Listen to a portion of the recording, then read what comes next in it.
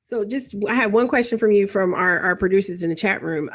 Do you think that like this story, because I mean, I know you've dealt with it being a present face in the media, in support of Bernie Sanders in the media, this narrative that, oh, the Bernie bros and it's so sexist in the center. Do you think that anyone mainstream will pick up this story of basically Momita being assaulted today?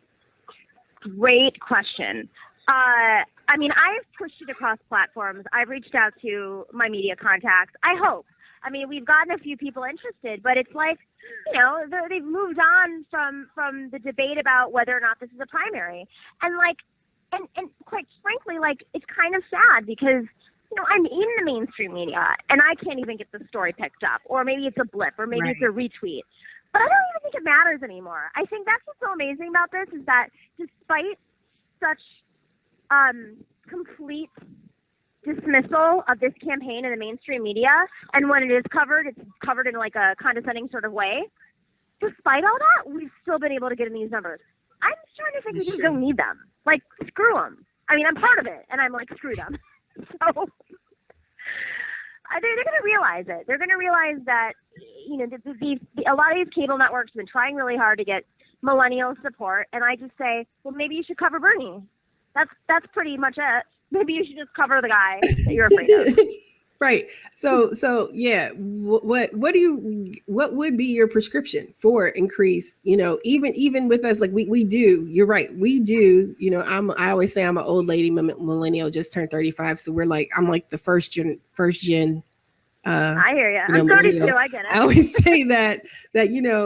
I mean, we do, but like so many of us, we are overwhelmingly supporting Bernie, but we're like the largest, age group now. We've overtaken the boomers, but like, how do we get, all of us active and engaged? Like, how do we get more of us engaged to kind of almost, no offense to any of my boomer friends out there, but how do we get it to kind of, neutralize them a little bit better? Like what are some, just if you can think of anything, just strategies or, Yeah.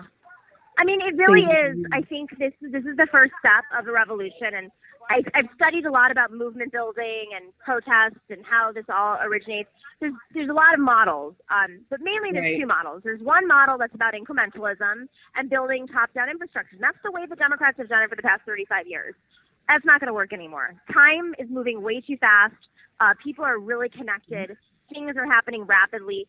So we do need these movement types of systems. But because of that, because this generation is taking over so quickly, I mean, it's not about millennials anymore. It's about like Gen Z. I mean, I'm a millennial. You're a millennial. We're in our 30s. I mean, my millennial friends have kids. Like, if we're not taken seriously, that's offensive, right? So I think what it really comes down to is exactly what Bernie's saying. We have to start running for things at every level. It used to be that the barriers of entry for running for office, and I've run for office, I've ran for Congress, the barriers of entry were money. I mean, you still need to raise money. You don't need to raise what you used to. And how do we know that? Because we've been able to get our message out without buying ads on TV. I mean, yes, Bernie bought ads on TV, but that's not how he reached us. That's how he reached older demographics. We have been able to utilize this social media world in a way that no one can even imagine. And so I think it really just means stepping up. Is it running for city council, running for local office, running for community boards, running for, whatever everybody has their aldermen. It's really embedding ourselves in the infrastructure and taking over. Because when you're not tethered to money the way that these hacks are, I'm going to use the word hack, when you're not tethered to money, you can actually make decisions and compromise. Like, that's the secret sauce of our democracy. When you don't have to sit there and take cash on the side or raise money or cut deals or go out there and raise money for a bunch of other hacks, you're actually able to, think about policy and do something and build relationships. Right, exactly. And that's what we've done so well. We've done it so well this election cycle.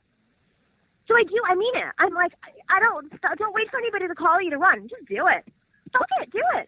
I sat there in the audience today and I said to myself, my mom was an elected official. And so I'm watching all these people around me and I'm like, I know that guy, I've known him for years. I mean, it was a little intimidating. These are people that I grew up around, right? Right. And I sat there in like the 25 seconds of thought process. I was just like, fuck this shit. They're not going to be around in 20 years. I mean, sorry, I don't know if I'm allowed to swear on this, but I was like, you are fine. Go ahead. You were good.